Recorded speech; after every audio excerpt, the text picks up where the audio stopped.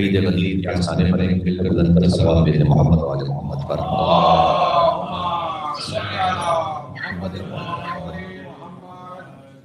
बिस्मिल्लाहिर्रहमानिर्रहीम अल्हम्दुलिल्लाहिल्लज़ी जअलना मिनल मुतमस्सिकीन बिविलायति अमीरिल मोमिनीन अली इब्न अबी तालिब अलैहिस्सलाम। हम्द खुदा कि जिसने हमें अमीरुल मोमिनीन अली इब्न अबी तालिब अलैहिस्सलाम की विलायत से मुतमस्सिक रखा है।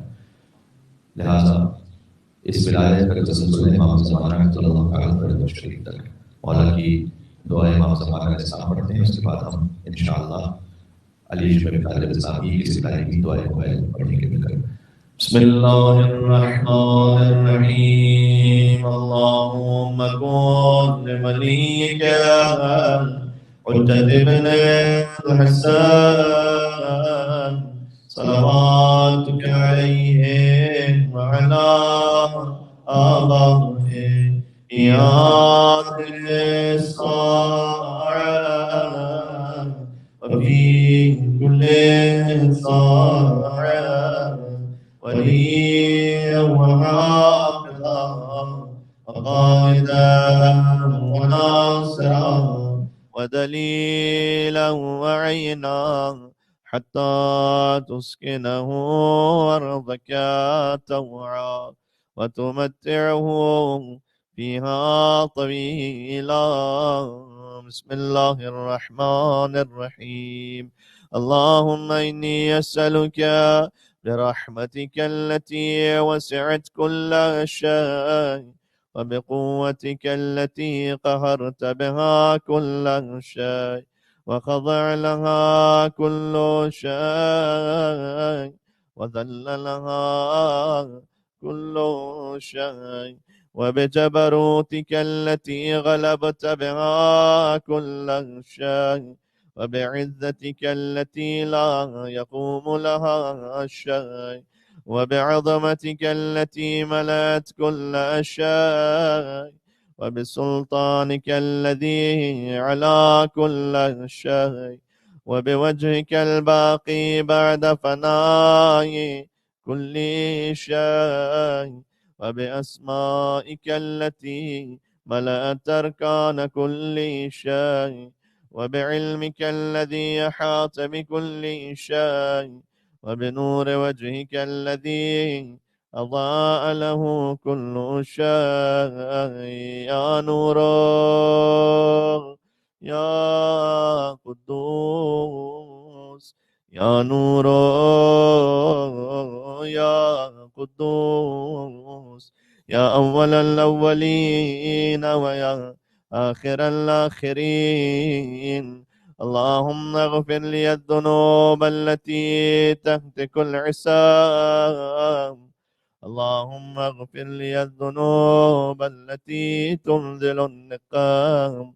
اللهم اغفر لي الذنوب التي تغير النعام. اللهم اغفر لي الذنوب التي تحبس الدعاء. اللهم اغفر لي الذنوب التي تنزل البلاء. اللهم اغفر لي كل ذنب أذنبته وكل خطيئة أخطأتها. اللهم إني أتقرب إليك بذكرك واستشفع بك إلى نفسك وأسألك بجودك أن تدنيني من قربك وأن توزعني شكرك وأن تلهمني ذكرك. اللهم إني أسألك سؤال خاضع متذلل خاشع أن تسامحني وترحمني وتجعلني بقسمك راضيا قانعا وفي جميع الأحوال متواضعا. اللهم وأسألك سؤال من اشتدت فاقته وأنزل بك عند الشدائد حاجته وعظم فيما عندك رغبته. اللهم عظم سلطانك وعلى مكانك وخفي مكرك وظهر أمرك وغلب قهرك وجرت قدرتك، ولا يمكن الفرار من حكومتك. اللهم لا أجد لذنوبي غافرا، ولا لقبائحي ساترا، ولا لشيء من عملي القبيح بالحسن مبدلا غيرك. لا إله إلا أنت سبحانك وبحمدك ظلمت نفسي، ظلمت نفسي وتجرأت بجهلي، وسكنت إلى قديم ذكرك لي ومنك علي. اللهم مولاي، كم من قبيح سترت، وكم من فادح من البلاء أقلت، وكم من عثار وقيت، وكم من مكروه دفعت، وكم من ثناء جميل لست أهلا له نشرت. اللهم عظم بلائي، وأفرت بي سوء حالي، وقصرت بي أعمالي، وقعدت بي أغلالي، وحبسني عن نفعي بعد آمالي، وخدعتني الدنيا بغرورها، ونفسي بجنايتها ومطالي. يا سيدي، فأسألك بعزتك ألا يحجب عنك دعائي سوء عملي وفعالي، ولا تفضحني بخفي ما اطلعت عليه من سري، ولا تعاجلني بالعقوبة على ما عملته في خلواتي من سوء فعلي وإساءتي، ودوام تفريطي وجهالتي، وكثرة شهواتي وغفلتي. وكن اللهم بعزتك لي في كل الأحوال رؤوفا، وعلي في جميع الأمور عطوفا. إلهي وربي، من لي غيرك؟ أسأله كشف ضري والنذر في أمري. إلهي ومولاي، أجريت علي حكما اتبعت فيه هوى نفسي، ولم أحترس فيه من تزيين عدوي، فغرني بما أهوى، وأسعده على ذلك القضاء، فتجاوزت بما جرى علي من ذلك بعض حدودك، وخالفت بعض أوامرك، فلك الحمد علي في جميع ذلك، ولا حجة لي فيما جرى علي فيه قضاؤك، والزمني حكمك وبلاؤك. وقد أتيتك يا إلهي بعد تقصيري وإسرافي على نفسي، معتذرا نادما منكسرا مستقيلا مستغفرا منيبا مقرا مذعنا معترفا، لا أجد مفرا مما كان مني، ولا مفزع نتوجه إليه في أمري غير قبولك عذري، وإدخالك إياي في سعة رحمتك. اللهم فاقبل عذري، وارحم شدة ضري، وفكني من شدي وثاقي. يا رب ارحم ضعف بدني، يا رب ارحم ضعف بدني، ورقة جلدي ودقة عظمي، يا من بدأ خلقي وذكري وتربيتي وبري وتغذيتي، وابني لابتداء كرمك وسالف برك بي. يا إلهي وسيدي وربي، أتراك معذبي بنارك بعد توحيدك، وبعد من طوى عليه قلبي من معرفتك، ولهج به لساني من ذكرك، واعتقده ضميري من حبك، وبعد صدق اعترافي ودعائي خاضعا لربوبيتك. هيهات أنت أكرم من أن تضيع من ربيت أو تبعد من أدنيت أو تشرد من آويت أو تسلم إلى البلاء من كفيته ورحمت. وليت شعري يا سيدي وإلهي ومولاي أتسلط النار على وجوه خرت لعظمتك ساجدا، وعلى ألسن نطقت بتوحيدك صادقا وبشكرك مادحا، وعلى قلوب اعترفت بإلهيتك محققا، وعلى ضمائر حمت من العلم بك حتى صارت خاشعة، وعلى جوارح سعت إلى أوطان تعبدك طائعا، وأشارت باستغفارك مذعنا. ما هكذا الظن بك ولا أخبرنا بفضلك عنك يا كريم يا رب، يا كريم يا رب.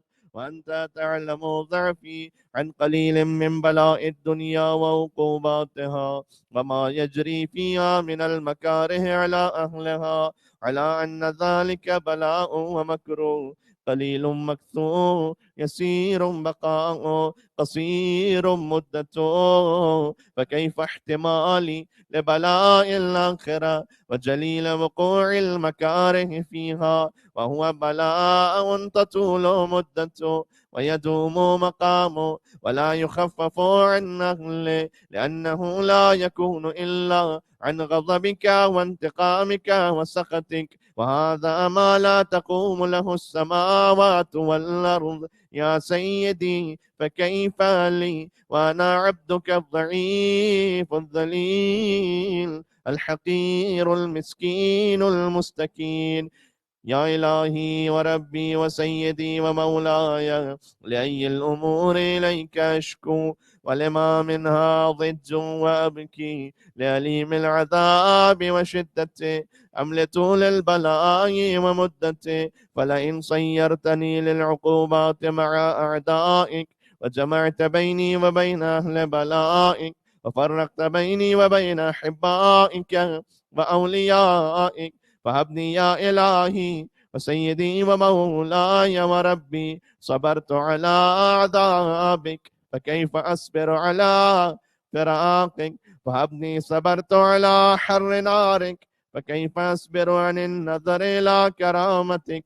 أم كيف أسكن في النار ورجائي عفوك؟ وبعزتك يا سيدي ومولاي أقسم صادقا لئن تركتني ناطقا لأضجن إليك بين أهلها ضجيج العاملين، ولا أصرخن إليك صراخ المستصرخين، ولا أبكين إليك بكاء الفاقدين، ولا أنادينك أين كنت يا ولي المؤمنين، يا غاية آمال العارفين، يا غياث المستغيثين، يا غياث المستغيثين، يا حبيب قلوب الصادقين، ويا إله العالمين.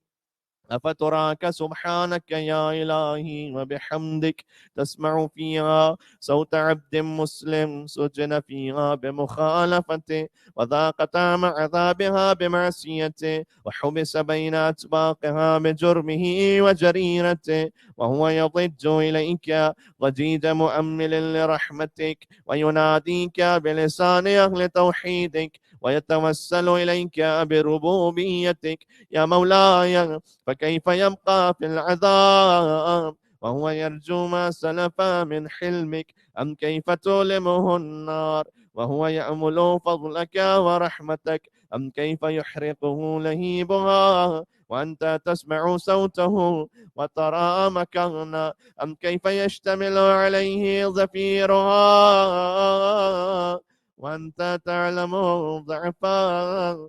أم كيف يتقلقل بين أطباقها وأنت تعلم صدقا أم كيف تزجره زبانيتها وهو يناديك يا رب أم كيف يرجو فضلك في عتقه منها فتتركه فيها هيهات ما ذلك الظن بك ولا المعروف من فضلك ولا مشبه لما عاملت به الموحدين من برك وإحسانك وباليقين يقطع لولا ما حكمت به من تعذيب جاحديك وقضيت به من إخلاء معانديك لجعلت النار كلها بردا وسلاما وما كان لأحد فيها مقرا ولا مقاما لكنك تقدست أسماؤك أقسمت أن تملأها من الكافرين من الجنة والناس أجمعين وأن تخلد فيها المعاندين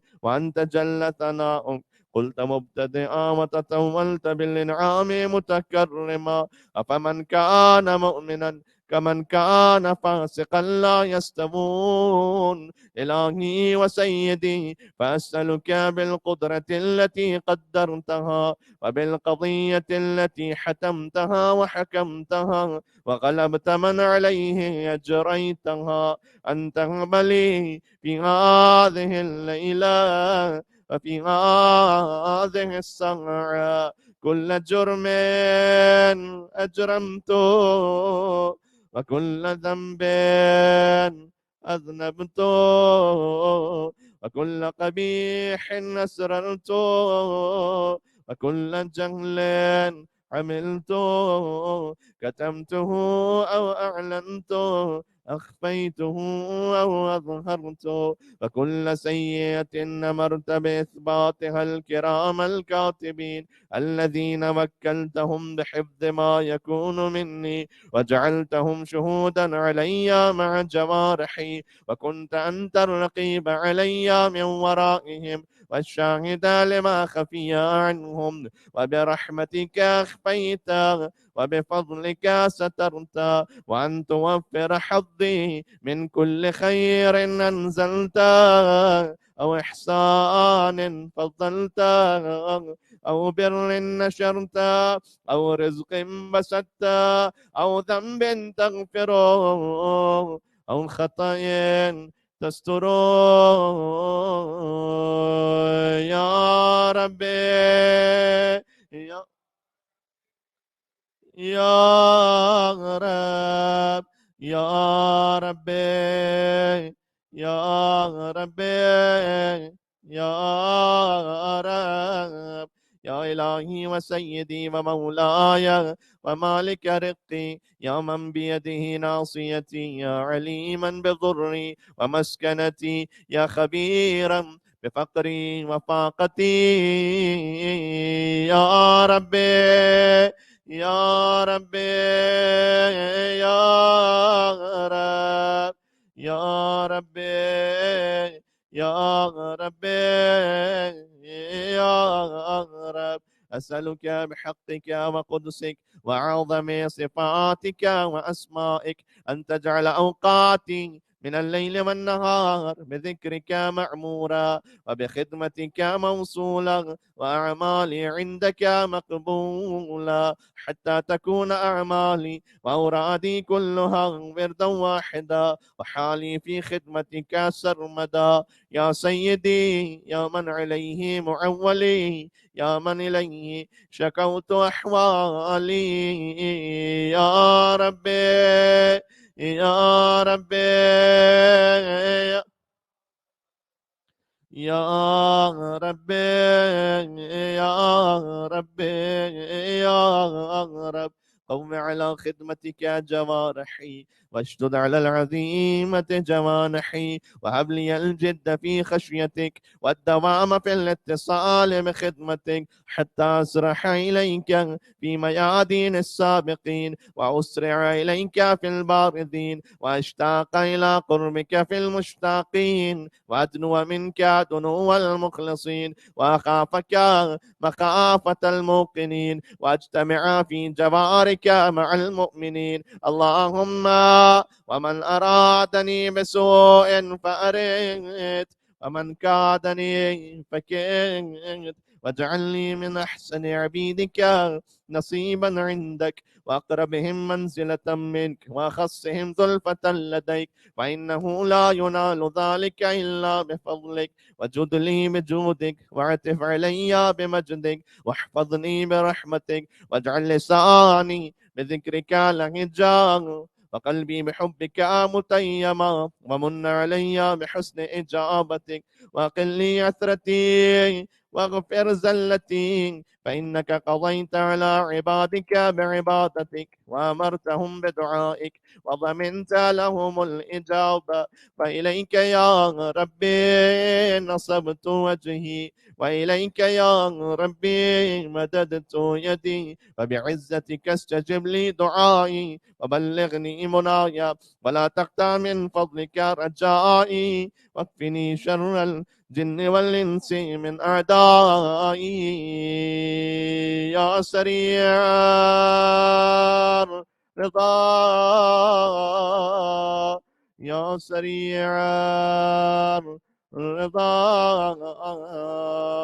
يا سريع الرضا، اغفر لمن لا يملك إلا الدعاء، فإنك فعال لما تشاء. يا من اسمه دواء، وذكره شفاء، وطاعته غنى، ارحم من رأس ماله الرجاء، وسلاحه البكاء. يا سابغ النعم، يا دافع النقم، يا نور المستوحشين في الظلم، يا عالما لا يعلم، صل على محمد وآل محمد، وافعل بما أنت أهله. وصلى الله على رسوله والأئمة الميامين من آله، وسلم تسليما كثيرا. اللهم صل على محمد وآل محمد. عید غدیر سے متصل شب جمعہ ہے. سبحان اللہ، نجف اشرف کا منظر بھی اس وقت یہاں سامنے ہے. تو میں 4 مصروں میں یہ آپ کی خدمت میں عرض کر دوں کہ عید غدیر کا شب جمعہ کربلا معلیٰ سے کیا تعلق ہے. ہر ایک چاہنے والے کو ہوش بخشے گی، میں ولائے علی ہے ادب سے پیتے رہو. طرح مناؤ غدیر کی خوشیاں، حسین کرب و بلا سے کہیں کہ جیتے رہو. باپ دلال حسین علیہ السلام پر مل کے صلوات بھیج دیں محمد و آل محمد پر. اللہم صلی علی. مجھے غریب نہ سمجھنا، مجھے غریب نہ سمجھا کرو جہاں والوں، مجھے غریب نہ سمجھا کرو جہاں والوں، علی کا عشق ہی امکان کی امیری ہے. ہزاروں ظلم کرو میں علی نہ چھوڑوں گا، میرا مزاج ثقیفی نہیں غدیری ہے. ایک اور صلوات بھیجیے گا نام حیدر کرار علی بن ابی طالب علیہ الصلوۃ والسلام پر. بجائے ذکر مصائب اگر آپ اجازت دیں تو میں 2-4 مصرے اس میں پڑھ دوں تاکہ میرا نام بھی یہاں ڈیوٹی کرنے والوں میں شامل ہو جائے. غدیر خم کا جو جنگل تھا وہ خلد کی طرح لگ رہا تھا.